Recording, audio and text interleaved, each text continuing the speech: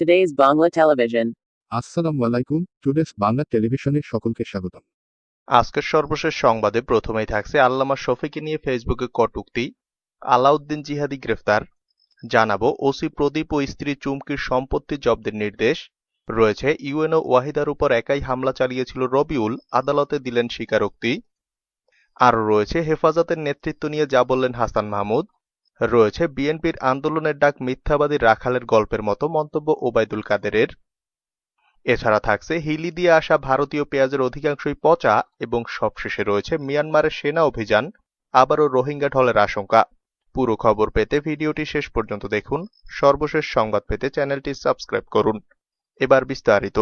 ফেসবুকে হেফাজতে ইসলামের সাবেক আমির আল্লামা শাহ আহমদ শফিকে নিয়ে কটূক্তি করে স্ট্যাটাস দেওয়ার অভিযোগে 4 জনের বিরুদ্ধে ফতুল্লা মডেল থানায় ডিজিটাল নিরাপত্তা আইনে মামলা হয়েছে। রোববার দুপুরে নারায়ণগঞ্জ মহানগর ওলামা পরিষদের সাধারণ সম্পাদক মুফতি হারুনুর রশিদ এ মামলা দায়ের করেন। এদিনেই পুলিশ ফতুল্লার মাহমুদপুর এলাকায় অভিযান চালিয়ে মুফতি আলাউদ্দিন জিহাদিকে গ্রেফতার করেছে। মামলার অপর আসামিরা হলেন চুয়াডাঙ্গা জেলার আলমডাঙ্গা থানার জাহাপুর গ্রামের ঝন্টু বিশ্বাসের ছেলে মানিক, ফরিদপুর জেলার আব্দুল্লাল মামুন ও কুমিল্লা জেলার আহসানুল্লাহ। এ বিষয়ে ফতুল্লা মডেল থানার ওসি আসলাম হোসেন বলেন, কারো মৃত্যু নিয়ে কটূক্তি করা ঠিক নয়। এ বিষয়ে ডিজিটাল নিরাপত্তা আইনে মামলা হয়েছে। যে আইডি থেকে কটূক্তি করা হয়েছে সেই মুফতি আলাউদ্দিন নামে ফেসবুক আইডিটি শনাক্ত করা হয়েছে। ওই আইডির এডমিন মুফতি আলাউদ্দিন জিহাদি। এই আইডি থেকে কটূক্তিকর স্ট্যাটাস দেওয়ার পর অপর আসামিরা তা শেয়ার করেছে। এ বিষয়ে আরো তদন্ত চলছে। এদিকে মুফতি আলাউদ্দিন নামে আইডিতে প্রবেশ করে দেখা যায় কটূক্তিকর স্ট্যাটাসটি ডিলিট করে দুঃখ প্রকাশ করে আরেকটি স্ট্যাটাস দেওয়া হয়েছে। সেই স্ট্যাটাসে লেখা হয়েছে, পূর্বের পোস্টটি অত্র পেজের একজন এডমিন আমাকে না জানিয়ে দিয়েছিল। এরূপ পোস্ট অবশ্যই অনুচিত ও বেমানান। পোস্টটির জন্য দুঃখ প্রকাশ করছি। এদিকে ওসি প্রদীপ ও স্ত্রী চুমকির সম্পত্তি জব্দের নির্দেশ। সেনাবাহিনীর অবসরপ্রাপ্ত মেজর সিনহা হত্যার আসামি টেকনাফের বরখাস্ত হওয়া ওসি প্রদীপ কুমার দাস ও তার স্ত্রীর বিরুদ্ধে দুদকের করা অবৈধ সম্পদ অর্জনের মামলাটির এজাহারভুক্ত সম্পত্তি জব্দ করার নির্দেশ দিয়েছে আদালত। রোববার চট্টগ্রামের জ্যেষ্ঠ বিশেষ ও মহানগর দায়রা জজ শেখ আশফাকুর রহমানের আদালত দুর্নীতি দমন কমিশনের করা আবেদনের প্রেক্ষিতে আদেশ দেন। একই সঙ্গে আদালত প্রদীপের জামিন আবেদনও নামঞ্জুর করেছে। দুদকের আইনজীবী কাজী সানোয়ার আহমেদ সাংবাদিকদের বলেন, আসামি পক্ষের আগের দিন জামিন আবেদন করা হয়েছিল। ওই আবেদনের শুনানি শেষে আজ আদালত তা নামঞ্জুর করেন। আমরা আসামির এজাহারভুক্ত সম্পত্তি ক্রয়ের আবেদন করেছি। আদালত তা মঞ্জুর করেছেন। প্রসেস হয়ে গেছে। এখন সেই সম্পত্তি জব্দের কোনো বাধা নেই। মামলার এজাহারে বলা হয়, নগরীর কোতোয়ালি থানার পাথরঘাটা এলাকার একটি 6তলা বাড়ি প্রদীপ কুমার দাস ঘুষ ও দুর্নীতির মাধ্যমে অর্জিত অর্থ গোপন করার জন্য শ্বশুরের নামে নির্মাণ করেন বলে উল্লেখ করা হয়। পরবর্তীতে ওই বাড়িটি প্রদীপ দাসের শ্বশুর তার স্ত্রী চুমকি কারণের নামে দান করেন। দানপত্র দলিল হলেও বাড়িটি প্রদীপ দাস ও তার স্ত্রী চুমকি কারণ কর্তৃক অর্জিত বলে মামলার এজাহারে উল্লেখ করা হয়। আয়কর রিটার্নে আসামি চুমকি কারণের কমিশন ব্যবসা এবং বোয়ালখালী উপজেলায় 10 বছরের জন্য লিজ নেওয়া 5টি পুকুরে মাছের ব্যবসার যে আয় দেখানো হয়েছে, তাও স্বামী প্রদীপ দাসের অপরাধলব্ধ অর্থ স্থানান্তর, রূপান্তর ও হস্তান্তরের উদ্দেশ্যে ভুয়া ব্যবসা প্রদর্শন করে দেখানো হয়েছে বলে মামলায় উল্লেখ করে দুদক। এই মামলার আরেক আসামি প্রদীপ কুমার দাসের স্ত্রী চুমকি পলাতক আছেন। রোববার আদালতে জামিন শুনানি হলেও আসামি প্রদীপ কুমার দাসকে আদালতে আনা হয়নি। তিনি কক্সবাজার কারাগারে আছেন বলে দুদকের আইনজীবী জানিয়েছেন। অপরদিকে ইউএনও ওয়াহিদার উপর একাই হামলা চালিয়েছিল রবিউল। সরকারি বাসভবনে ঢুকে দিনাজপুরের ঘোড়াঘাট উপজেলা নির্বাহী কর্মকর্তা ইউএনও ওয়াহিদা খানম ও তার বাবা মুক্তিযোদ্ধা ওমর আলী শেখের উপর একাই হামলা চালিয়েছিল তারই অফিসের বরখাস্তকৃত কর্মচারী রবিউল ইসলাম। রোববার আদালতে রবিউলের 164 ধারায় দেয়া স্বীকারোক্তিমূলক জবানবন্দি শেষে মামলার তদন্তকারী কর্মকর্তা দিনাজপুর ডিবি পুলিশের ওসি ইমাম জাফরের তথ্য জানিয়েছেন। দ্বিতীয় দফা 3 দিনের রিমান্ড শেষে রবিউল ইসলামকে রোববার সকাল 10টায় দিনাজপুরের সিনিয়র জুডিশিয়াল ম্যাজিস্ট্রেট ইসমাইল হোসেনের আদালতে আনা হয়। আদালতে 164 ধারায় স্বীকারোক্তিমূলক জবানবন্দি শেষে বেলা 3:30টায় আদালত থেকে বের করা হয় রবিউলকে। এরপর দিনাজপুর ডিবি পুলিশ তাকে জেলা কারাগারে দিয়ে আসে। বেলা 3:30টায় আদালত থেকে রবিউলকে বের করে মামলার তদন্তকারী কর্মকর্তা দিনাজপুর ডিবি পুলিশের ওসি ইমাম জাফর সাংবাদিকদের জানান, ইউএনও ওয়াহিদা খানমের উপর হামলার ঘটনায় রবিউল ইসলাম রিমান্ডে আমাদের কাছে দায় স্বীকার করে।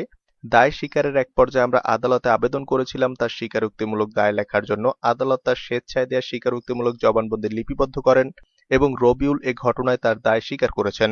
এ হামলার ঘটনায় তিনি একাই ছিলেন বলে জানিয়ে মামলার তদন্তকারী কর্মকর্তা সাংবাদিকদের আর কোনো প্রশ্নের উত্তর দিতে রাজি হননি। হেফাজতের নেতৃত্ব নিয়ে যা বললেন হাসান মাহমুদ। হেফাজতে ইসলামের নেতৃত্ব নিয়ে যে সংকট দেখা দিয়েছে ধর্মভিত্তিক রাজনৈতিক দলটিতে সেটি তাদের অভ্যন্তরীণ বিষয় বলে মন্তব্য করেছেন আওয়ামী লীগের যুগ্ম সাধারণ সম্পাদক তথ্যমন্ত্রী ডক্টর হাসান মাহমুদ। রোববার দুপুরে সচিবালয় তথ্য মন্ত্রণালয়ের সভাকক্ষে সমসাময়িক বিষয়ে সাংবাদিকদের সঙ্গে আলাপকালে এক প্রশ্নের জবাবে তিনি মন্তব্য করেন। হেফাজতে ইসলামের ভবিষ্যৎ নেতৃত্ব নিয়ে সাংবাদিকদের প্রশ্নের জবাবে মন্ত্রী বলেন, এটি হেফাজতের অভ্যন্তরীণ বিষয়, এগুলো নিয়ে আমি কোনো কথা বলতে চাই না। এ সময় হেফাজতের আমির আল্লামা আহমদ শফির মৃত্যুতে গভীর শোক প্রকাশ করেন তথ্যমন্ত্রী। সম্প্রতি হাটহাজারী মাদ্রাসায় চলমান বিশৃঙ্খলা নিয়ে সাংবাদিকদের এক প্রশ্নের জবাবে হাসান মাহমুদ বলেন, মাওলানা আহমদ শফির জন্ম আমার নির্বাচনী এলাকার নিজের উপজেলায় এবং আমার পার্শ্ববর্তী ইউনিয়নে। তিনি আলেমদের মধ্যে এবং ওই অঞ্চলে কি পরিমাণ জনপ্রিয় ও সর্বজন শ্রদ্ধেয় ব্যক্তিত্ব ছিলেন সেটি তার জানাজা থেকে বোঝা যায়। হাটহাজারী মাদ্রাসার বিশৃঙ্খলা প্রতিষ্ঠানটির অভ্যন্তরীণ বিষয়, কিন্তু সেটি যে মাদ্রাসার দীর্ঘদিনের মহাপরিচালকের উপর মানসিক চাপ তৈরি করে থাকবে সেটিই স্বাভাবিক। বিএনপির আন্দোলনের ডাক মিথ্যাবাদী রাখালের গল্পের মতো মন্তব্য ওবায়দুল কাদেরের। আওয়ামী লীগ সাধারণ সম্পাদক ওবায়দুল কাদের বলেছেন, বিএনপির আন্দোলনের হাক ডাক আর তর্জন গর্জনেই শুধু শোনা যায়, কিন্তু বর্ষণ দেখা যায় না, যাবেও না। বিএনপির আন্দোলনের ডাক মিথ্যাবাদী রাখালের গল্পের মতো বলে মন্তব্য করেন তিনি। ওবায়দুল কাদের রোববার সকালে Bangladesh road transport authority BRT আয়োজিত বিশেষ সেবা সপ্তাহের উদ্বোধনী অনুষ্ঠানে কথা বলেন। তিনি তার সরকারি বাসভবন থেকে ভিডিও কনফারেন্সের মাধ্যমে অনুষ্ঠানে যুক্ত হন। আওয়ামী লীগ সাধারণ সম্পাদক বলেন, বিএনপির আন্দোলন পারস্পরিক অবিশ্বাস, কলহ, মিথ্যাচার আর নেতিবাচক রাজনীতির চক্রে আবদ্ধ।